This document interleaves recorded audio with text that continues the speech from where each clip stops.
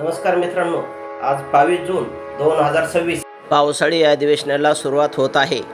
आणि मित्रांनो, सध्याला पूर्ण महाराष्ट्रामध्ये एकच प्रश्न असा गंभीर आहे की तो म्हणजे गेल्या 5 वर्षापासून शेतकरी हा अतिवृष्टीमध्ये भरडला गेलेला आहे आणि त्यामुळं शेतकऱ्याला नापीक आणि शेतीमालाला योग्य भाव मिळाला नाही.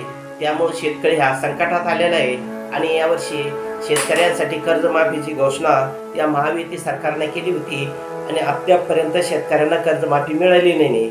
आणि आजच्या अधिवेशनामध्ये सर्व शेतकऱ्यांचं लक्ष फक्त कर्जमाफी आणि पीक विम्याकडे लागलेले. मित्रांनो, आता आपण बघायचं असेल कुठंतरी थोड्या प्रमाणात तुटपुंजा पीक विमा काही शेतकऱ्यांना मिळाला, काही शेतकऱ्यांना अद्याप मिळाला नाही. तो पीक विमा सुद्धा सर्व शेतकऱ्यांना मिळाला पाहिजे. आणि जो काही मेन मुद्दा आहे कर्जमाफीचा, 30 जूनपर्यंत शेतकऱ्यांना कर्जमाफी देण्यात यावी. मित्रांनो, 30 जूनपर्यंत आता कर्जमाफी अशक्य आहे, कारण त्यांनी पुन्हा या कर्जमाफीबद्दल 17 जूनला जी मंत्रिमंडळाची उपसमितीची बैठक झाली त्यामध्ये 3 समित्या नेमल्या गेलेल्या आहे. त्यामुळं सरकारनं हे 30 जूनचं जे आश्वासन दिलं आहे, 30 जूनला कर्जमाफी मिळणं हे मुश्किल आहे. मित्रांनो, थोडं उशिरा का होईना पण शेतकऱ्यांना सरसगट 2 लाखापर्यंत कर्ज माफ व्हावं अशी हे शेतकऱ्यांची इच्छा आहे. कारण पंढरपूर या ठिकाणी शेतकऱ्यांसाठी ते रोहिदादा पवार यांनी उपोषण केलं होतं की शेतकऱ्यांना तुम्ही जे 2 लाख रुपयाची कर्जमाफी देणार आहे त्यात कसल्याही प्रकारचे नियम अटी काही न ठेवता सरसगट शेतकऱ्यांना 2 लाखाची कर्जमाफी द्यायला पाहिजे ते. कारण तुम्ही इलेक्शन पूर्वी महायुती सरकार जर सत्तेवर आलं तर मुख्यमंत्री देवेंद्र फडणवीस यांनी शेतकऱ्यांचा संपूर्ण सातबारा कोरा करण्यात येईल असं आश्वासन दिलं होतं. आणि सरकार निवडून आल्यानंतर या 2026च्या अर्थसंकल्पामध्ये त्यांनी शेतकऱ्यांना 2 लाखापर्यंतची कर्जमाफी देण्यात येईल आणि त्यामध्ये सुद्धा पात्र शब्द टाकल्यामुळं बरेचसे शेतकरी या कर्जमाफीपासून वंचित राहणार आहेत. त्यामुळं आता प्रश्न मित्रांनो एकच पडतो की आपल्या प्रत्येक आमदारानं त्या ठिकाणी कमीत कमी 2 लाख रुपयापर्यंतची कर्जमाफीचा हा मुद्दा या विधिमंडळामध्ये विधानसभेमध्ये लावून धरला पाहिजे. कारण आपण जे आमदार लोकप्रतिनिधी निवडून दिलेले, शेतकऱ्यांनी जे आमदार निवडून दिलेले, त्यांनी जर ही मागणी लावून धरली मित्रांनो तर शेतकऱ्यांचा सातबारा कमीत कमी 2 लाखापर्यंत तरी कोरा होणार आहे. आणि जे काही प्रोत्साहनपत्र अनुदान आहे ते सुद्धा शेतकरी वर्गात रविकांत तुपकर यांनी जे आंदोलन केलं, रोहिदादा पवार यांनी ते अन्नत्याग आंदोलन केलं होतं, त्यातून त्यांनी शेतकऱ्यांना सरसगट 1 लाख रुपये प्रोत्साहनपर अनुदान देण्यात यावं. जे शेतकरी नियमित कर्ज भरतात, ज्या शेतकऱ्यांनी कर्ज काढून कंटिन्यू 3 वर्षापर्यंत किंवा 2 हप्ते जरी भरले असेल तर अशा शेतकऱ्यांना या प्रोत्साहनपर अनुदानाची रक्कम वाढावी ही त्यांची प्रमुख मागणी आहे. आणि ज्या काही शेतकऱ्यांना 2017 आणि 2019मध्ये ज्या काही कर्जमाफी झाली होती त्या शेतकऱ्यांना दुबारा कर्जमाफी देण्यात यावं.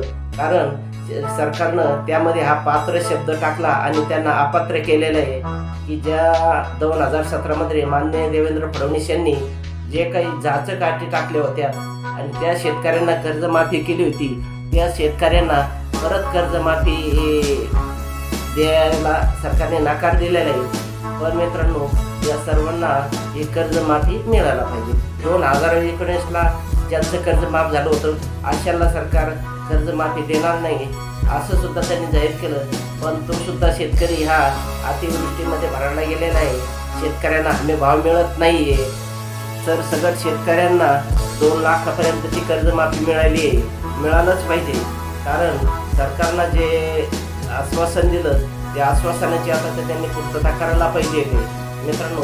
पण हे जर प्रश्न लावून धरायचे असेल, तुम्ही तुमच्या मतदारसंघातील जे आमदार तुम्ही निवडून दिलेले हे आमदारांनी त्या ठिकाणी मुद्दा विधानसभेत आणि विधान परिषदेमध्ये उचलून धरायला पाहिजे.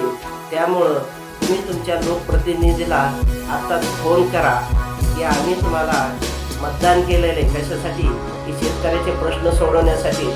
कोणते प्रश्न असो त्यांच्या मतदारसंघातले, हे मतदारसंघातले प्रश्न सोडवण्यासाठी आपण आपल्या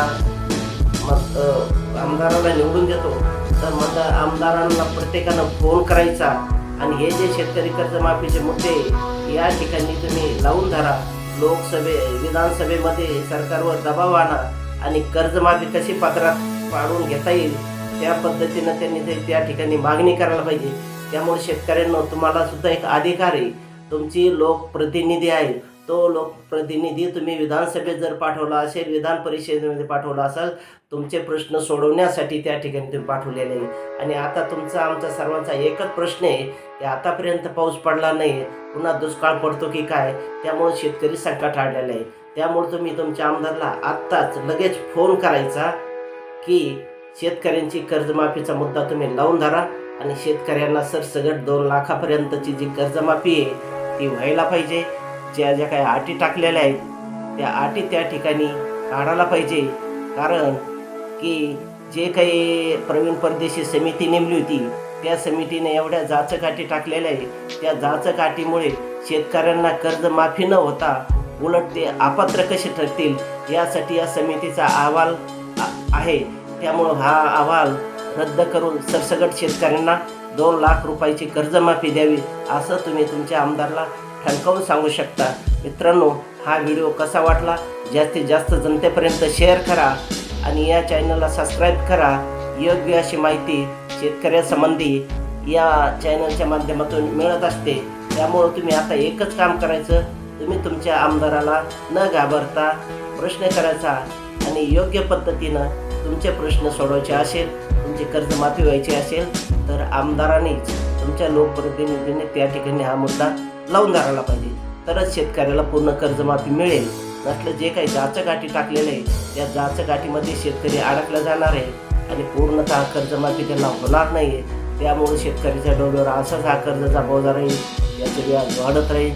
त्यामुळं आताच ही कर्जमाफी पत्रात पाडून घ्यायची असेल तुम्ही तुमच्या लोकप्रतिनिधीला फोन करा आणि तुमचा अधिकार आहे मतदान करण्याचा.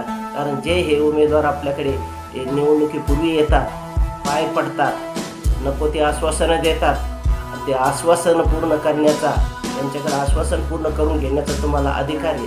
त्यामुळे तुम्ही आता कसलाही वेळ न वाया घालता आता अधिवेशनाला सुरुवात होणारी पावसाळी अधिवेशनाला, त्यासाठी तुम्ही तुमच्या आमदारला फोन करा, आदरानं बोला आणि तुमचा जो मुद्दा आहे कर्जमाफीचा सध्याला तोच गाजलेला एक मुद्दा आहे, त्यात तुम्ही लगेच त्यांना फोन करून विचारायचं की आमच्या कर्जमाफी व्हायला पाहिजे. धन्यवाद मित्रांनो.